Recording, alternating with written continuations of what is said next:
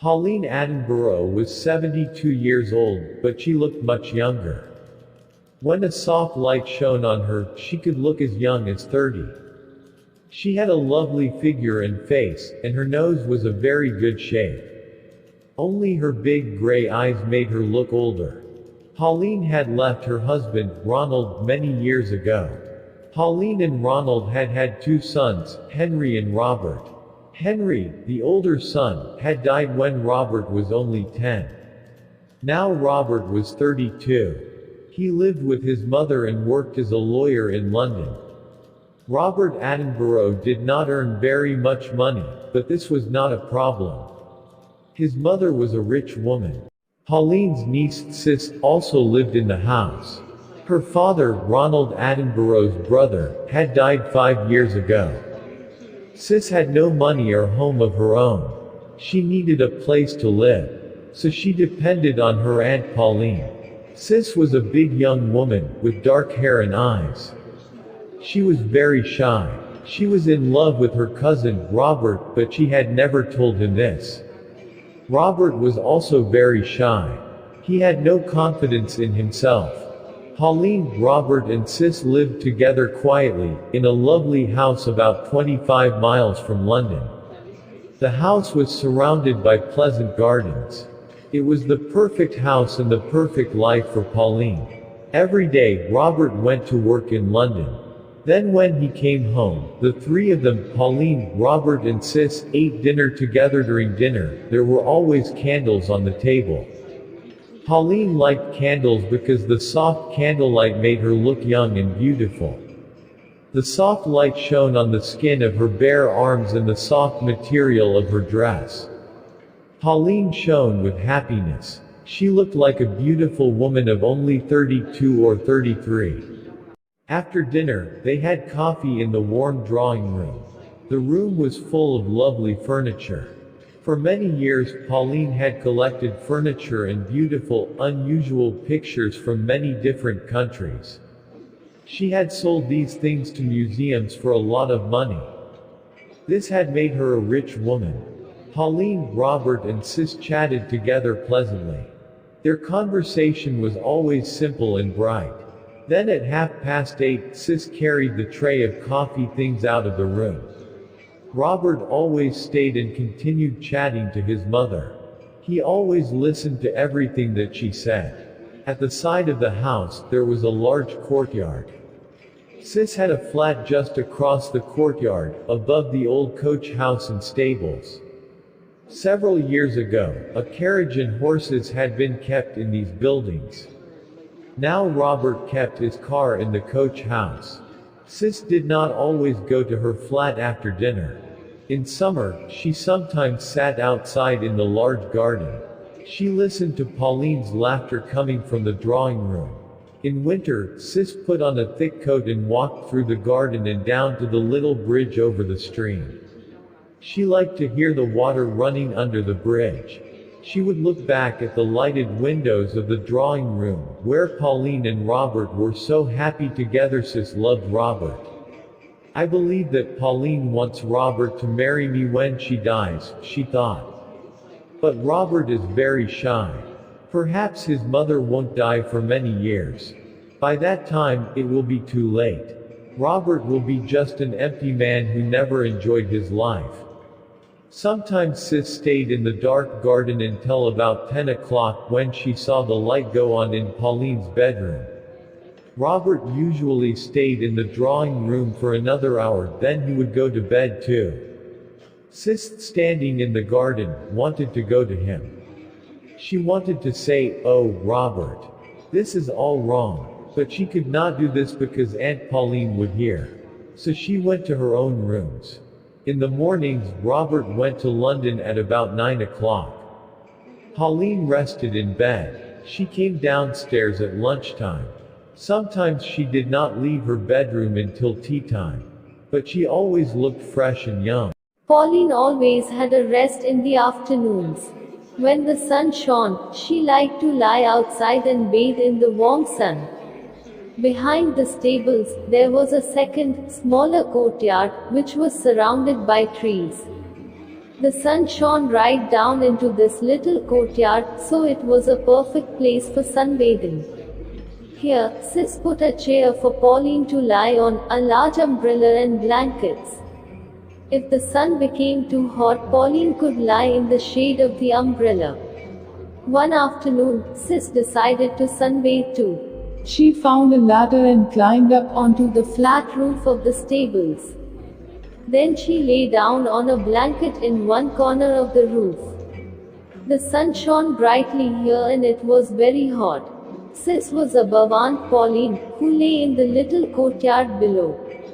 But Pauline did not know that Sis was on the roof above her.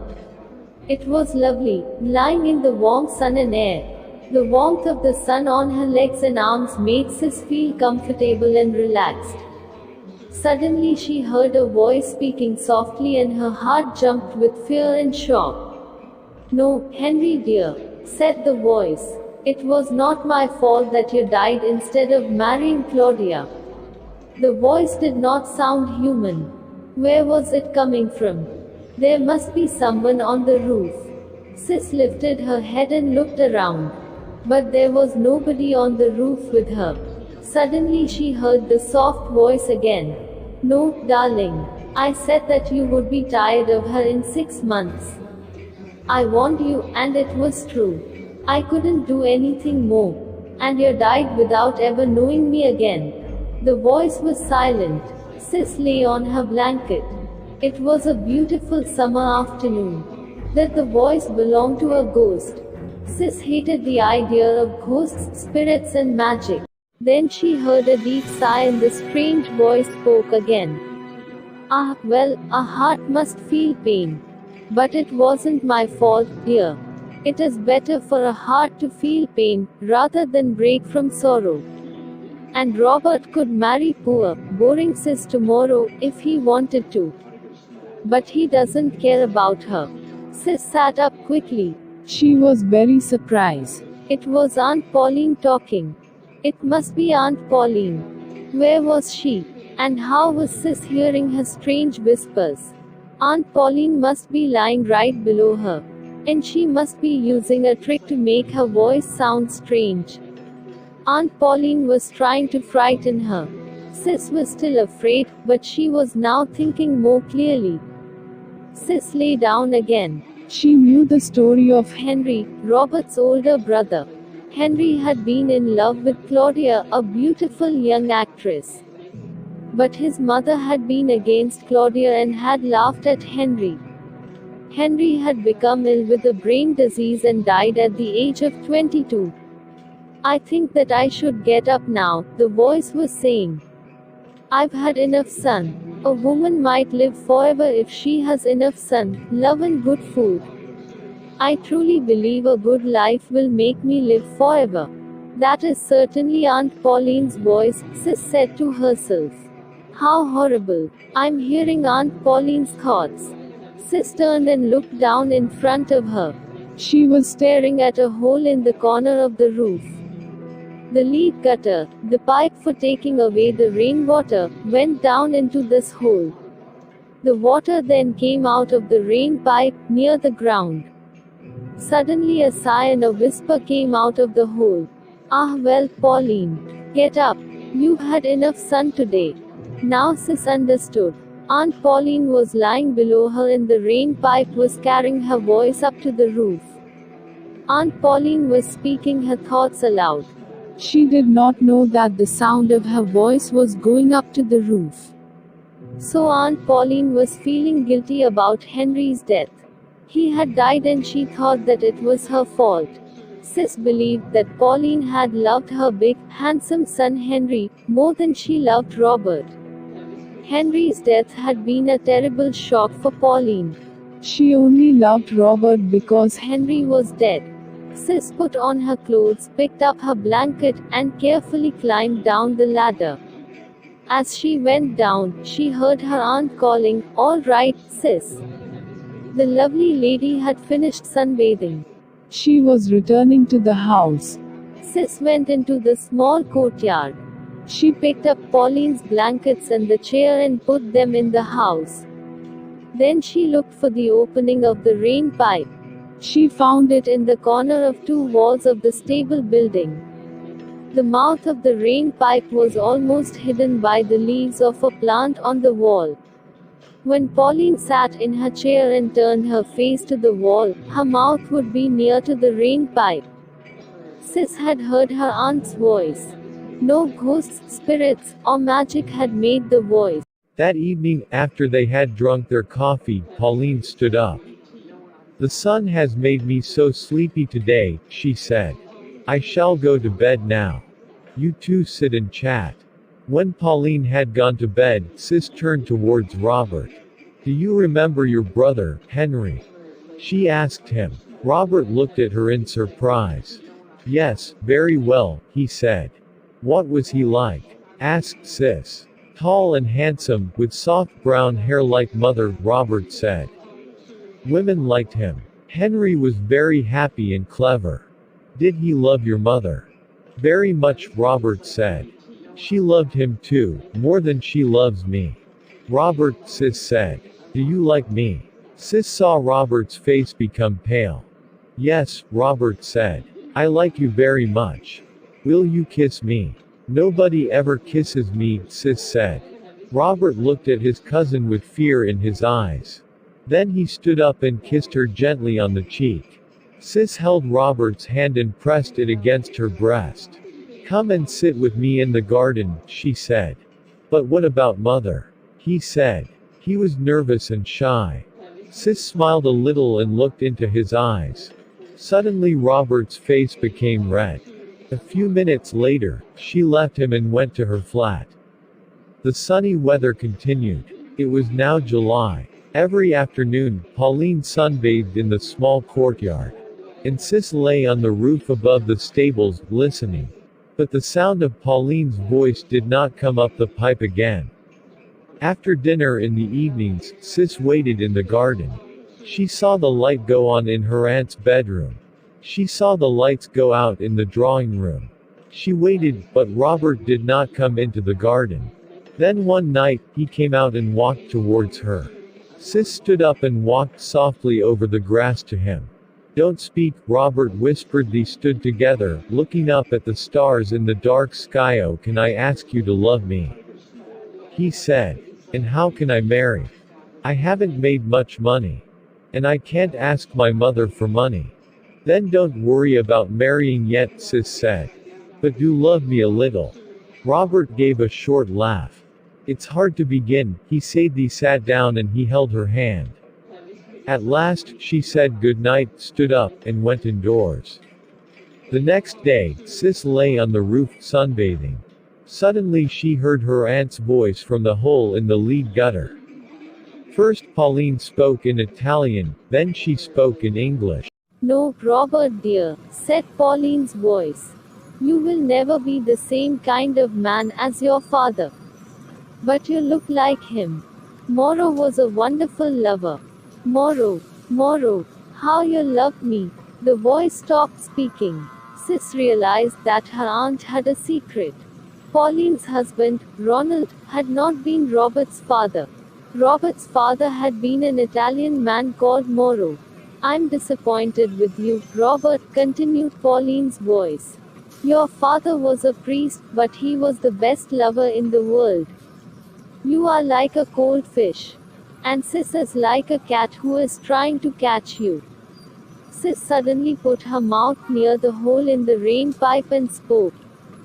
"Leave Robert alone," she said in a deep voice. "Don't kill him too." There was a silence. The hot afternoon sun shone on the flat roof of the stables. Sis listened, with her heart beating quickly. At last she heard her Aunt Pauline whisper the words, "Did someone speak?" Sis spoke again into the hole of the lead gutter. "You killed me," she said in a deep, terrible voice. "Don't kill Robert too." "Ah," said Pauline, giving a little cry. "Who's speaking?" "Henry," said Sis in the same, deep voice. There was silence again. "I didn't kill you, Henry," said Pauline. "No, no, Henry, it wasn't my fault. I loved you, my dearest boy. I only wanted to help you. You killed me, Sis said in the deep voice. Now, let Robert live. Let him go. Let him marry. Henry, said Pauline. Are you a ghost? Have you come to punish me for your death? Yes, I have come to punish you, said Sis in a terrible, frightening voice. She was very angry with Pauline. She felt that her anger was going down the rain pipe to her aunt. At the same time, she almost laughed. This was a very funny conversation. Sis lay and listened. No sound came from the rain pipe. The afternoon had become cooler. Yellow and grey clouds had covered the sun. There was a roar of thunder. A storm was coming. Sis dressed quickly, went down the ladder, and ran to the corner of the stables. Aunt Pauline, she called. Did you hear thunder? Why, yes. I am going indoors, her aunt replied in a weak voice. Don't wait for me. Sis watched her aunt go inside the house. The sky was growing darker. Sis took the blankets and the chair and hurried inside. Then the storm began. Pauline did not come downstairs to tea because she did not like thunder. Robert did not arrive home until after tea. By this time, the rain was pouring down. Sis went to her flat and got ready for dinner. She put on a pretty white dress and fastened some white flowers at her breast. When she went into the drawing room, Robert was waiting. He was standing by the drawing room window and listening to the rain falling. He now had a different look on his face as he watched her.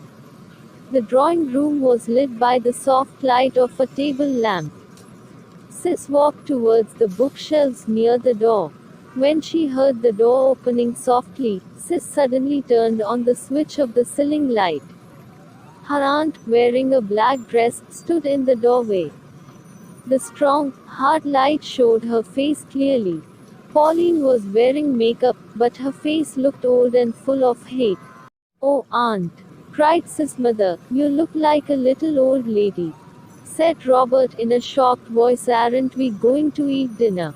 Asked Pauline angrily. Pauline sat at the table, getting angrier and angrier. She looked very old and very ugly. Sis and Robert watched each other. He was very shocked by his mother's face. Pauline ate her dinner quickly, like a hungry dog. As soon as they had finished eating, she ran towards the stairs. Robert and Sis followed her from the room. You poured the coffee. I hate it, said the old woman quickly. I'm going to bed. Good night. There was silence. At last Robert said, I'm afraid that mother isn't well. She must see a doctor. Yes, said Sis. The rest of the evening passed in silence. Robert and Sis stayed in the drawing room. A fire was lit. Outside, cold rain was falling.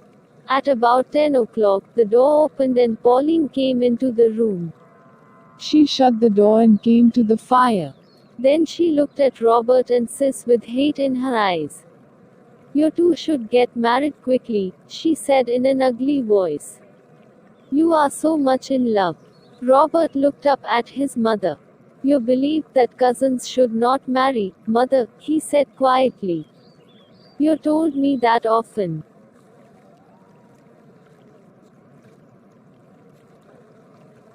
I do believe that cousins shouldn't marry, replied Pauline.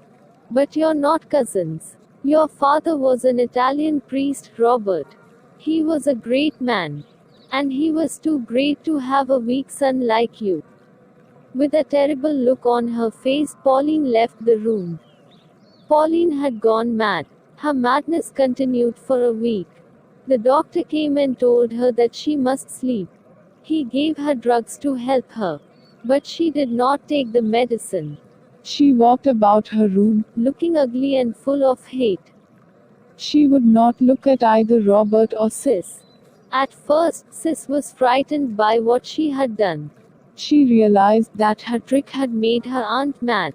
Sis almost felt sorry for the terrible thing that she had done.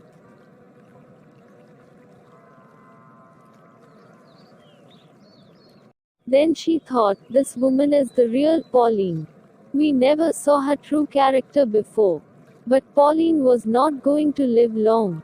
She stayed in her room and did not see anyone. She had her mirrors taken away. She did not want to look at herself.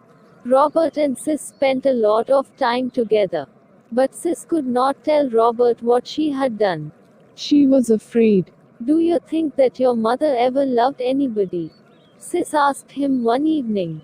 Mother only loved herself. Robert said. And she loved power. She got her power by controlling other people's lives. She was beautiful, and she grew strong by controlling everyone and everything. She destroyed Henry and she was destroying me. And don't you forgive her? Asked Sis. No, I don't. She took other people's hopes and happiness and destroyed them. 2 days later, Pauline died. Sis found her dead, in her bed. Pauline's heart had become weak, and the drugs that she took were too strong for her. But after her death, Pauline got her revenge on her son and her niece. Pauline Attenborough was a very rich woman, but she left Robert only £1,000. And she left Sis only £100. The rest of her money went to a museum. She had built a museum and given it her own name, the Pauline Attenborough Museum.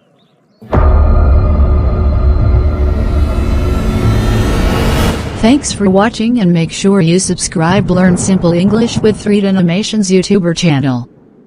And feel free to post any questions, we are really happy to answer you. So, see you again with new video. Take care.